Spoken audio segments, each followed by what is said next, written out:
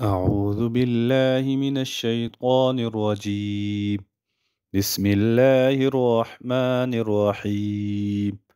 ولقد أرسلنا موسى بآياتنا إلى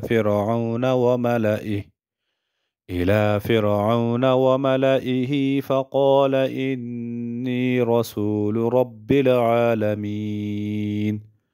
فلما جاءهم بآياتنا إذا هم منها يضحكون وما نريهم من آية إلا هي أكبر من أختها وأخذناهم بالعذاب لعلهم يرجعون. وقالوا يا أيها الساحر ادع لنا ربك بما عهد عندك إننا لمهتدون. فلما كشفنا عنهم العذاب إذا هم ينكثون. ونادى فرعون في قومه قال يا قوم أليس لي ملك مصر وهذه الأنهار تجري من تحتي أفلا تبصرون.